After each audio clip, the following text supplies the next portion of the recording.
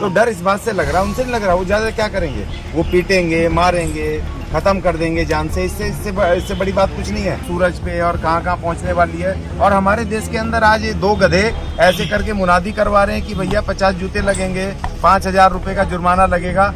जो यहाँ बैठे विश्व गुरु बनाने की बात कर रहे हैं, संविधान को तोड़ने की बात कर रहे हैं, धर्म संसद कर रहे हैं। और एक टीवी चैनल का सुदर्शन चैनल का मालिक वो गधा, वो संविधान के विरुद्ध शपथ लिवा रहा है अम्बाला में, और ये सरकार उसको अरेस्ट नहीं कर रही है, देशद्रोह का केस नहीं लगा रही है। भैया अपने घर में क्यों नहीं खिलाते? तुम हमारे घर में क्यों आ रहे हो?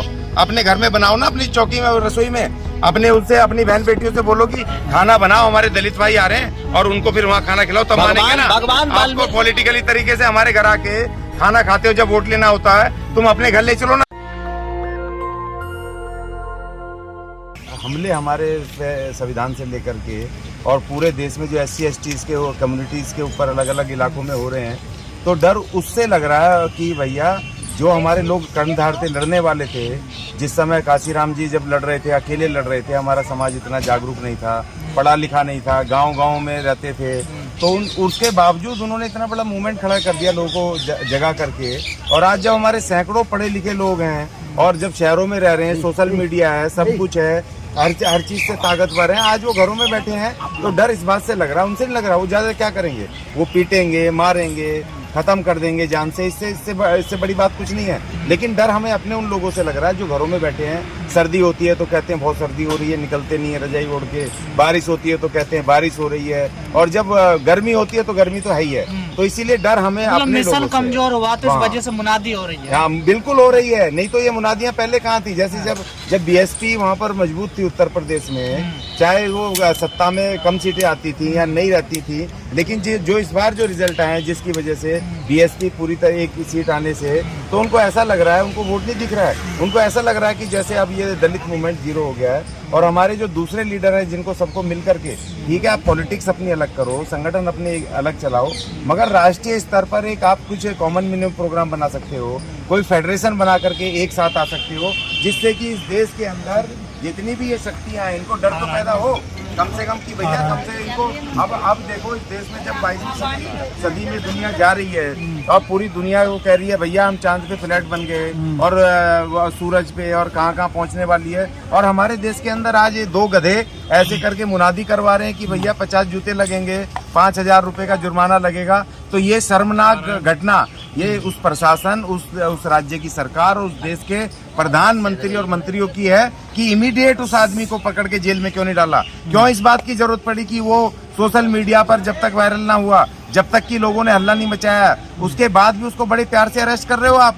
और उसमें जो धाराएं भी आपने लगाई हैं वो ठीक नहीं लगाई हैं। तो इनको ये जवाब देना पड़ेगा। ये जो रिस्पॉन्सिबल हैं, जो यहाँ बैठे विश्व गुरु बनाने की बात कर रहे हैं, संविधान को तोड़ने की बात कर रहे हैं, धर्म संसद कर रहे हैं, और एक टीवी चैनल का सुदर्शन चैनल का मालिक वो गधा, वो संविधान के विरुद्ध शपथ लिवा रहा है अम्बाला में, और ये सरकार उसको अरेस्ट नहीं कर रही है, देशद्रोह का केस नहीं लगा रही है। और कोई आंदोलन करें, मजदूर आंदोलन करें अपने हक को लेके, आदिवासी आंदोलन करें अपने हक को लेके, ST करें, महिलाएं करें, तो उन पे सीधे धारा लगा करके कि इससे भैया सुरक्षा को खतरा है, उसको जेल में डाल देते हैं। अब तो देखो इस वजह से कि इन्होंने ये जो अपना खत्म कर दिया देशद्रोह का, सुप्रीम कोर्ट ने कम से कम कुछ राहत मिली है उन लोगों को जिनको बेगुनाहों को अंदर किया हुआ था। तो आप उन लोगों को तो नहीं पकड़ रहे भाई कि जो खुलेआम देश के संविधान के विरुद्ध बात कर रहे हैं, देश तोड़ने की बात कर रहे हैं। अब उसके एक चैनल पे उसने कहा था, जो कश्मीर फाइल का वो डायरेक्टर, की भैया हम ब्राह्मणों को अलग देश दे दो। मतलब आप अलग देश की मांग कर रहे हो और दूसरे लोगों को कह दे जो किसान मोर्चे पे बैठे रहते हैं कि खालिस्तानी है। तो भैया ये भी तो अलग देश की मांग कर रहा है, इसके खिलाफ भी तो देशद्रोह बना के जेल में डालो। इसने कैसे कह दिया ब्राह्मणों को अलग देश चाहिए? तो ये किसी जाति का देश नहीं है, ये किसी कम्युनिटी का देश नहीं है, ये देश पूरे देश के लोगों का, जो भी इसमें रहते हैं। और बाबा साहब ने लिखा प्रेम्बल ने, we the people of India, हम भारत के लोग। और आज तक इस देश के में तमाम लोग भारत के लोग नहीं बने, कोई तो अपनी अपनी जातियों में बटे हैं, धर्मों में बटे हैं, भाषाओं में बटे हैं। और जिस तरह से हमले हो रहे हैं, हमलों से तो हम नहीं डरते, मगर डर इस बात का कि जो उस हमलों को लड़ने के लिए जो क्रांतिकारी योद्धा मान्यवर काशीराम जी, बाबा साहब और दूसरे हमारे जो योद्धाओं की तरह होने चाहिए, तो वो मैदान में नहीं है। आज हमारे जो मूवमेंट था बिल्कुल जीरो हो गया। उसीलिए आज हम यहाँ जंतर मंतर पे बैठ करके हम कह रहे हैं कि भैया कड़कती धूप में 45 डिग्री टेम्परेचर में निकलो। हम साइकिल चला रहे हैं, कि भैया निकलो, अब कमरों से बाहर निकलो, बाबा साहब मत बनो, तुम्हें अब यहाँ उनका अनुयायी बन करके उनको लोगों के बीच में जा करके इस संविधान को बचाना है, अपने लोगों को बचाना है। इस बात से हमें थोड़ा डर लगा। लेकिन 70 साल हो गए देश को आज़ाद हुए, आज कोई दलित अपने घोड़े पे बारात नहीं निकाल सकता, उसको रोका जाता है। आपने मुनादी वाला मुजफ्फरनगर का कांड सुन लिया, तो क्या अभी आज़ादी है देश में? देखिए, बाबा साहब ने पहले ही कहा था कि भैया जो संविधान है इसको लागू करना पड़ेगा, ये अपने आप लागू नहीं होगा। लेकिन जो लोग सत्ता में आए उनका जो विचार था मनुवादी विचार था, भेदभावपूर्ण विचार था।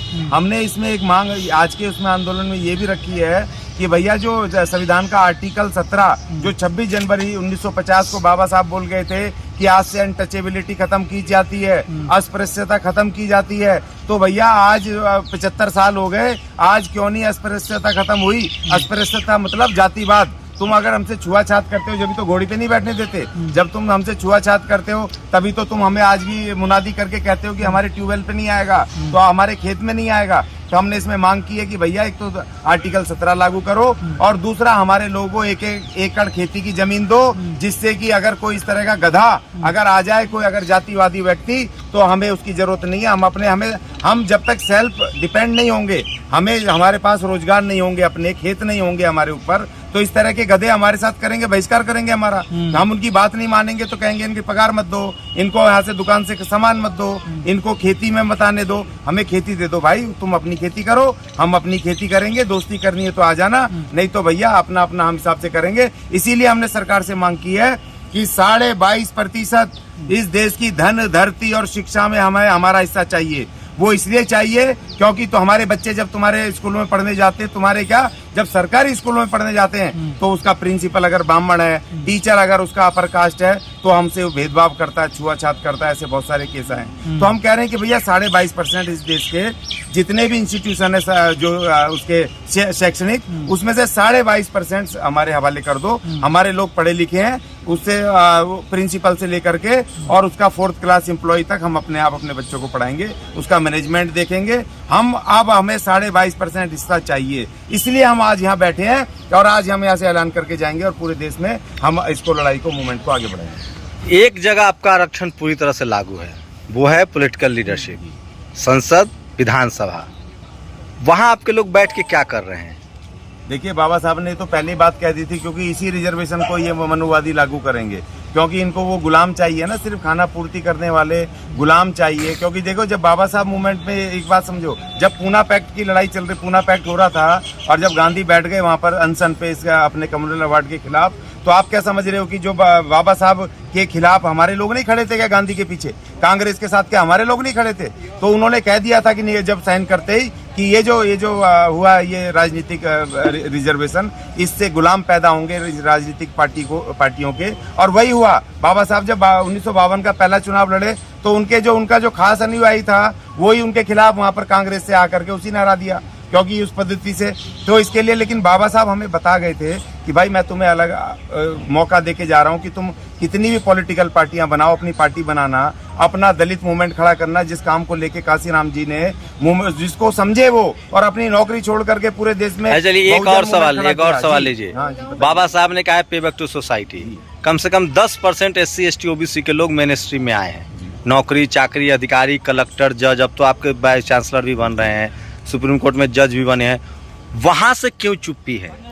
देखिए, वहाँ पर वो एडमिनिस्ट्रेशन में बाबा साहब ने एक बात और कही थी कि जो ये ब्यूरोक्रेसी है, चाहे इनके चंगुल में मत फंसना, चाहे आपके लोग क्यों ना हो, क्योंकि ये सरकार का हथियार है। सरकार उनको तनख्वाह दे रही है, सरकार उनको पगार देगी। देखिए, मैं एक बात कह रहा हूँ, आप खाली इस बात को क्यों देख रहे हो कि उन पार्टियों में सांसद हैं, विधायक हैं, मंत्री हैं हमारे रिजर्वेशन से, या कुछ जम्मू कश्मीर में एक ब्राह्मण की हत्या हुई, देखिए 400 ब्राह्मणों ने इस्तीफा दे दिया। पहले सर उस सवाल का जवाब देखिए, बहुत जरूरी है, क्योंकि सरकारी कर्मचारी, ब्यूरोक्रेट्स हो या 4th क्लास एम्प्लॉय हो, उसको आप अपना क्यों समझ रहे हो? वो पहले हमें बाबा साहब बता के गए थे। हमें मूवमेंट क्यों नहीं चला? इस देश की धरती जब तक हमें नहीं मिलेगी, हमें इंडिपेंडेंट जब तक स्वायत्ता नहीं मिलेगी, हमें आर्थिक मजबूती इंडिपेंडेंट नहीं मिलेगी, जब तक हम नहीं लड़ पाएंगे इनके खिलाफ। लेकिन सर सोचिए ना, एक ब्राह्मण का मर्डर हुआ आज कश्मीर में, 400 ब्राह्मणों ने इस्तीफा कर दिया, बीजेपी से इस्तीफा दे दिया। लेकिन हमारे लोग सरकारी पदों से क्या सर? और हमारे लोग नहीं कर रहे हैं, इसीलिए तो हमें डर है। मैंने आपको कहा कि भैया हमारे लोग क्यों नहीं निकल रहे हैं। देखिए, सवाल इस बात का, जो अचीव कर सकते हैं हमारे लोग,